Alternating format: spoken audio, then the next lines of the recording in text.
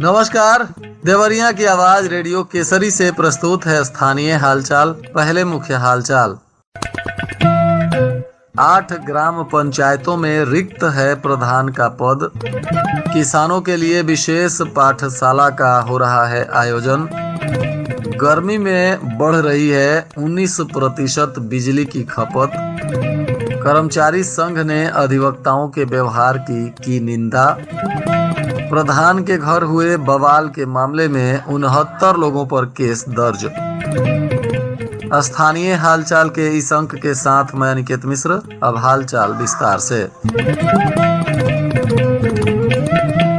जिले के 7 विकास खंडों में आधा दर्जन से अधिक ग्राम पंचायतों में ग्राम प्रधान का पद रिक्त होने के कारण कार्य प्रभावित हो रहा है। इन ग्राम पंचायतों में त्रिस्तरीय कमेटी के सहारे काम चल रहा है, जबकि 3 विकास खंडों में क्षेत्र पंचायत सदस्यों का पद भी रिक्त चल रहा है। जिले की 8 ग्राम पंचायतों में ग्राम प्रधान और 5 ग्राम पंचायतों में क्षेत्र पंचायत सदस्यों के पद रिक्त होने से विकास की रफ्तार धीमी हो गई है। जिन ग्राम पंचायतों में पद रिक्त चल रहा है उनमें भागलपुर विकास खंड का कहाव, भलुअनी में बहोर, धनौती, भटनी में देवघाट और बनकटा तिवारी, देवरिया सदर में परसिया मिश्र, लार में बरडीहा परशुराम, पथरदेवा में महुआ खुर्द और सलेमपुर में कोल्हुआ शामिल हैं। इसी प्रकार भागलपुर विकास खंड के ग्राम पंचायत कसीली वार्ड संख्या 4, 17वां वार्ड 14 और वार्ड 7 में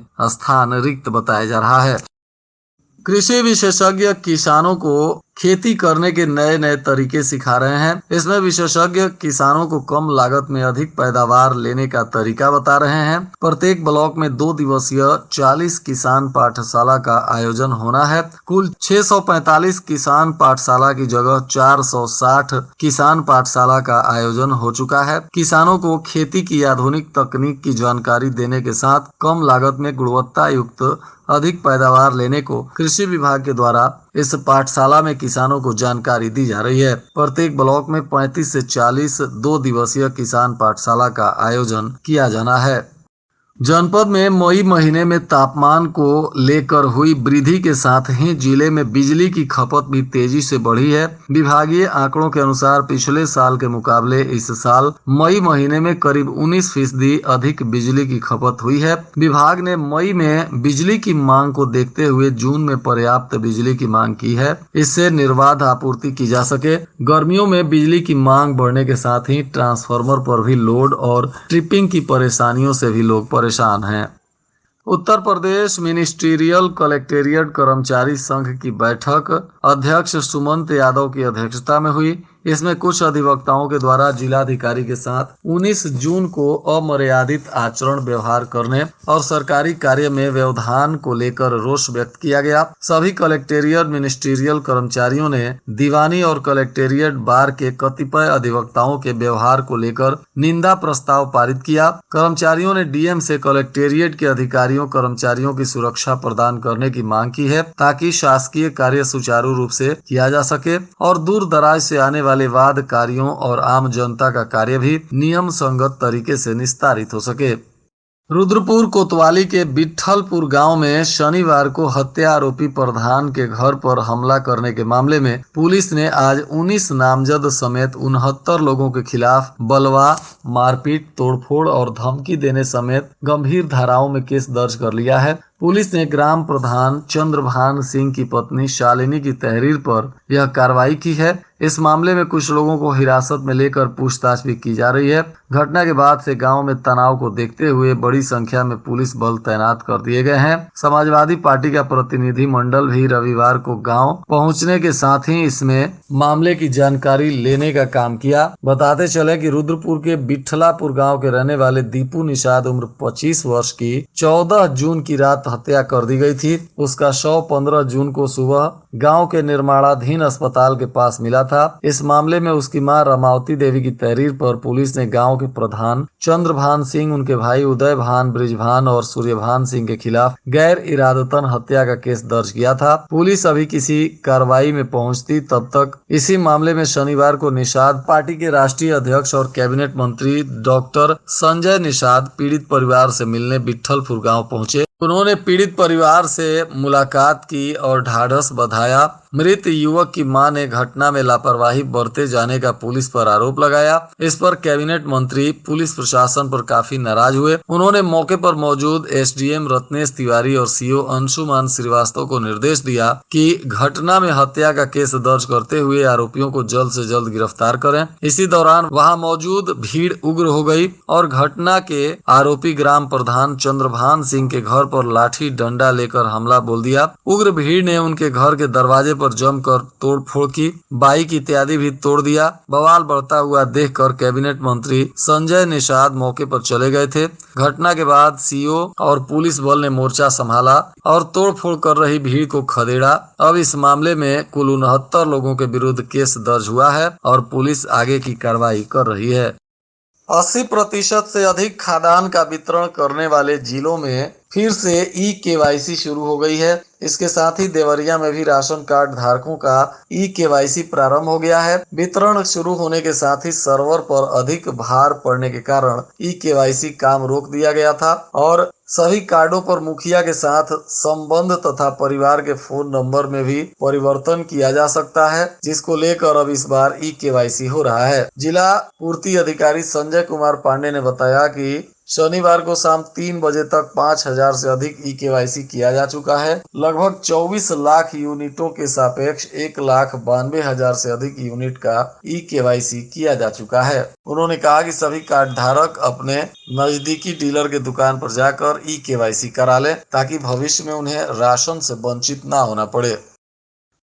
इधर बिजली निगम में संविदा की नौकरी दिलाने के नाम पर जालसाजों ने नगर के रहने वाले एक युवक को ठगी का शिकार बनाया। 23,000 रुपए देने के बाद जब ठगी का एहसास हुआ तो पीड़ित ने आरोपियों को घर बुलाया और दूसरे लोगों को भी नौकरी लगाने की बात कहकर रुपए देने की बात कही। जैसे ही आरोपी उनके घर पहुंचे तो परिजनों ने उन्हें पकड़ लिया और पुलिस को बुलाकर सौंप दिया।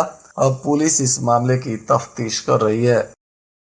इधर ग्राम प्रधान के घर हुए हमले के मामले में पुलिस ने समाजवादी पार्टी के कुछ नेताओं को हिरासत में ले लिया है। बताया जा रहा है कि ये लोग प्रधान के घर पर हुए हमले के बाद पीड़ित परिवार से मिलने जा रहे थे, जिसके बाद पुलिस ने सपा नेताओं को हिरासत में लेकर आगे की कानूनी कार्रवाई शुरू कर दी है। वहीं इस घटना के बाद से राजनीतिक रूप से बयानबाजी और राजनीतिक बाजार भी गर्म होता हुआ दिखाई दे रहा है।